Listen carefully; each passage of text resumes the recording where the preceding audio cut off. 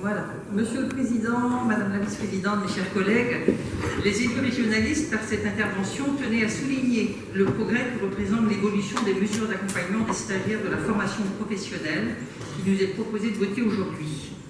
Madame la Vice-Présidente, nous saluons la méthode qui a conduit à cette proposition qui inscrit notre collectivité dans le champ de l'innovation sociale et de la solidarité, car elle ambitionne de sécuriser et de faciliter les parcours des stagiaires engagés dans la formation professionnelle.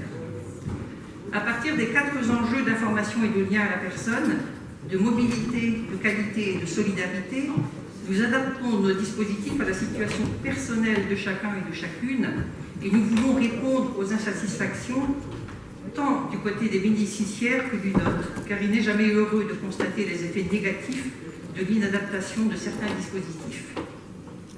La prise en compte des situations individuelles, familiales et géographiques des stagiaires devrait dorénavant permettre une sécurisation des parcours des personnes les plus sensibles. En effet, dans l'ancien système, nous constations impuissants à des décrochages en début de formation dus aux coûts et difficultés périphériques trop lourds et insuffisamment pris en compte pour ces personnes, et ces difficultés devraient ainsi se réduire. Ces freins périphériques sont au menu des débats des CETEF et les comités territoriaux emploi-formation. Ils sont toujours les mêmes depuis des décennies. L'accès au logement et à la mobilité, et souvent aussi la garde des enfants pour les jeunes mères de famille qui élèvent seuls leurs enfants.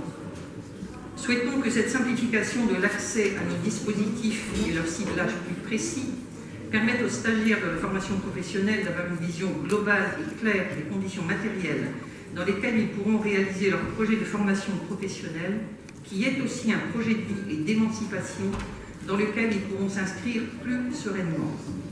En effet, nous sommes dans un contexte de tension de recrutement qui est souligné dans la dernière enquête de Pôle emploi intitulée « Besoins en main-d'œuvre », qui indique que les entreprises bretonnes prévoient un accroissement de leurs difficultés de recrutement en Bretagne en 2019.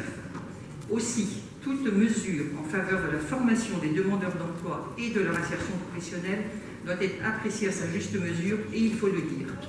Merci.